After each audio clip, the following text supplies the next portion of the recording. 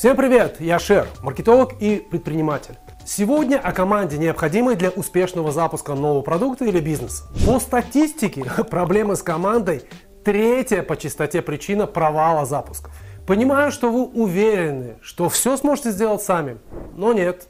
Не сможете. Партнеры и сотрудники помогут вам разделить нагрузку, освободив ваши руки и, самое главное, голову, что в идеале даст вам возможность сосредоточиться на тех аспектах бизнеса, где ваша компетенция выше.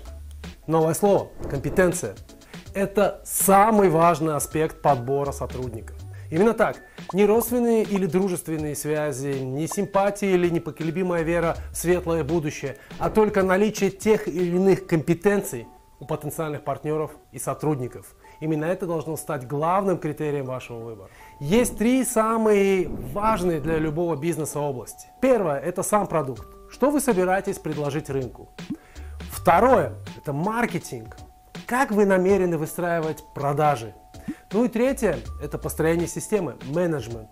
Как заставить все работать слаженно? Поэтому в начале бизнеса, в начале пути вам нужно как минимум 3 человека в команду. Формат их участия может быть разным. От доли в проекте, от доли в продажах будущих, до найма на работу или на фриланс. Если упростить, нам нужны 3 человека. Первый – человек-продукт. Тот, который отвечает за построение объекта бизнеса. Второе – человек-продажи. Тот, кто построит маркетинг и продажи. Человек-система, тот, кто отвечает за функционирование всей административной, финансовой, организационной инфраструктуры.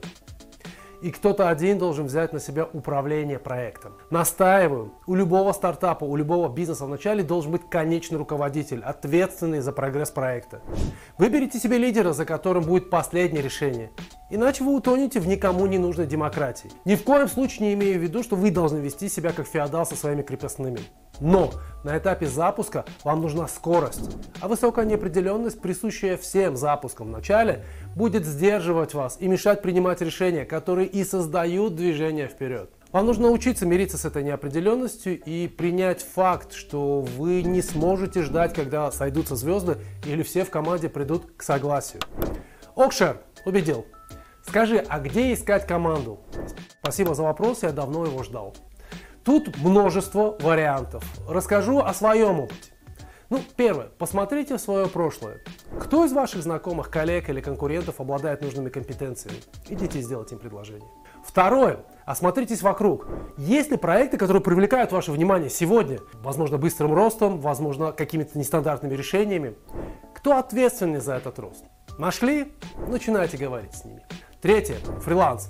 Самый сложный и одновременно самый быстрый способ привлечь компетенцию в команду. И тут я говорю не только о найме через интернет человека, который сидит за 1000 километров от вас и может пропасть сразу после получения предоплаты. Я говорю о том, что вы можете привлекать специалистов в том числе и на парт-тайм. Он не будет сидеть у вас в офисе с 9 до 6, но будет частью вашей команды. Как привлечь талантливого и уже устроенного специалиста в ваш проект? Высокая зарплата? Не обязательно. Если вы послушались нас и не запускаете еще один скучный проект, а дизраптите рынки инновациями, которые улучшают жизнь потребителей и навсегда изменяют общество, вам будет проще. Сначала нарисуйте картину светлого будущего тому человеку, с которым вы разговариваете. Затем создайте возбуждение, то есть сделайте так, чтобы человек почувствовал эмоции относительно вашего предложения. Ну и последнее, и это непременно, не врите. Будьте честны. Не нужно обманывать и вводить потенциальных коллег в заблуждение. Давайте я коротко расскажу о фреймворке, который лично я использую для того, чтобы привлекать таланты в новые проекты.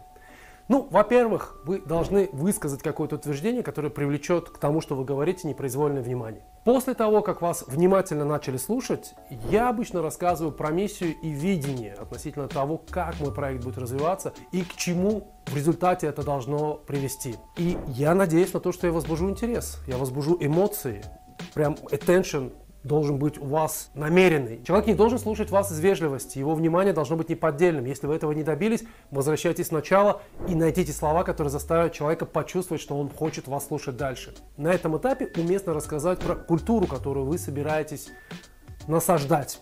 Будем использовать это слово в том проекте, который вы запускаете. Только потом вы можете рассказать о продукте, о том, какой он классный и почему именно сейчас. Расскажите обязательно о решаемой проблеме, о той проблеме, которую вы собираетесь решать своим продуктом.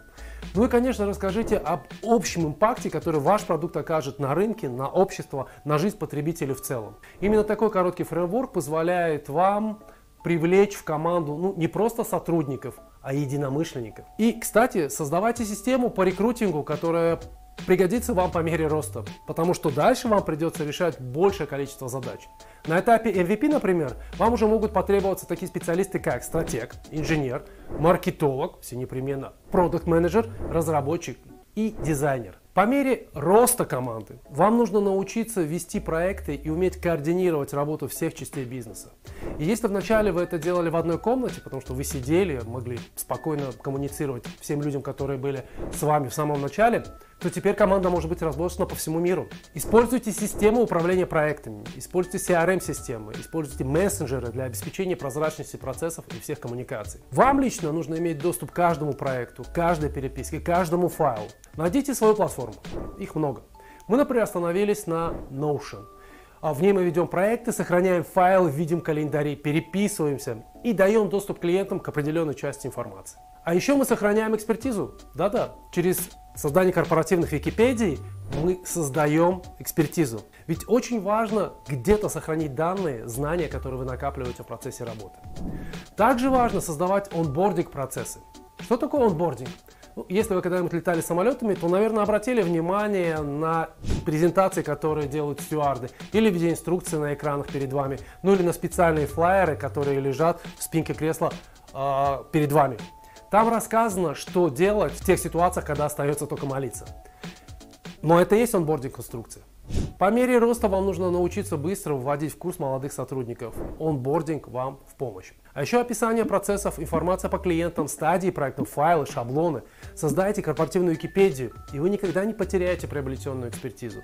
Кстати, об экспертизе. Будьте реалистичны относительно того, что вы создаете на каждом этапе. Не нужно вкладывать много усилий в продукт до валидации. Вам нужны лучшие специалисты? Да, но зачем они вам на этапе идеации? Не раздувайте бюджеты, не раздувайте сроки, не переплачивайте за инструменты.